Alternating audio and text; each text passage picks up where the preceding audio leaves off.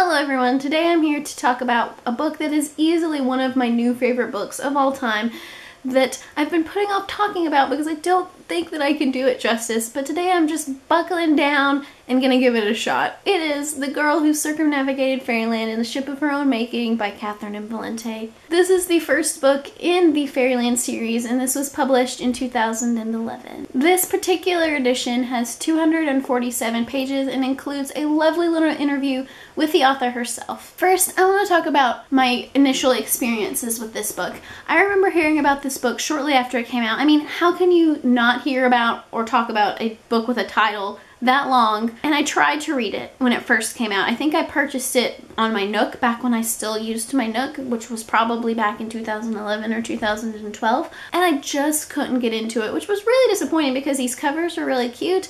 And I don't know, I just was charmed by a really long, obnoxious title. It's not obnoxious. I'm sorry. I didn't mean that. I put it out of my mind and wasn't thinking about it. And then earlier this year, I saw a beautiful raving review of this book by none other than Patrick Rothfuss himself. And by that time, I had read both of his books and was completely enamored by his storytelling abilities, and he was talking about the writing and the storytelling abilities, which are two things of his that I really enjoyed. I couldn't resist. I know that I should pick up books on my own accord, but I immediately went out and purchased this paperback edition because of that review. I think it was just a matter of not reading it at the right time because I read this and I completely devoured it. The writing in I've heard it described as luscious and rich, and I should come up with my own adjectives, but it just captures it perfectly. I found this particular edition in the children's section of the bookstore that I bought it from. Patrick Rothfuss found it in the young adult section, so I think that also speaks volumes for the genre bending of this book. Like, I honestly don't think that it fits into any of those age range categories perfectly, because I think you can enjoy this book at any age. Like, you can be a child and get a lot out of this book, and you can read this book as a teenager or a young adult, or you can read it like I did as an adult and be completely blown away by it. This tells the story of a young girl named September who one day is doing her chores, washing the same teacups and saucers that she always washes, when a green wind and a leopard stop by her window and offer to whisk her away to another land. Like, without any hesitation, she hops on the back of the leopard, loses a shoe, and flies off to Fairyland. And hijinks ensue from there. The majority of this story takes place in Fairyland with September, but September has her own life back at home that she's dealing with. Like, it's during, I think it's supposed to be World War II. Her father is away at war. Her mother, I think, is a mechanic or a pilot. It's been a while, but her mother is at work all of the time, and she doesn't get to spend a lot of time, obviously, with either of her parents. And so, like a lot of those pieces of children's literature, this brilliant young girl kind of needs an escape from the mundane and lonely life that she leads, and is very conveniently provided to her, but she's obviously dealing with those things in other ways.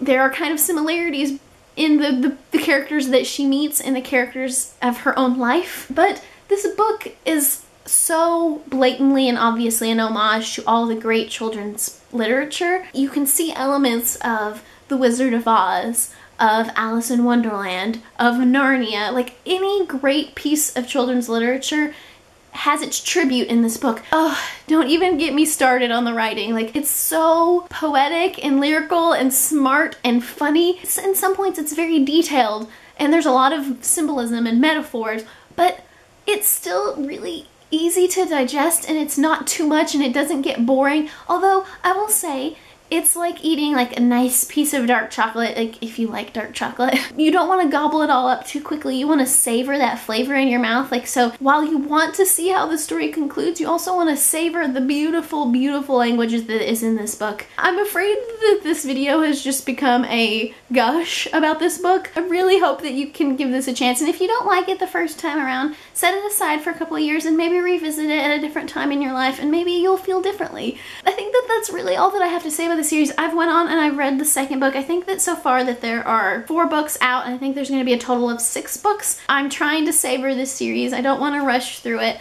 So I have only read the second book, and the second book is just as good. I feel like the pace in this one is better than the second one, but it's just as satisfying for sure. And if you're interested in seeing a more full but spoiler-free review of the second book, please let me know in the comments below. But before I go, I wanted to read a little passage from this book.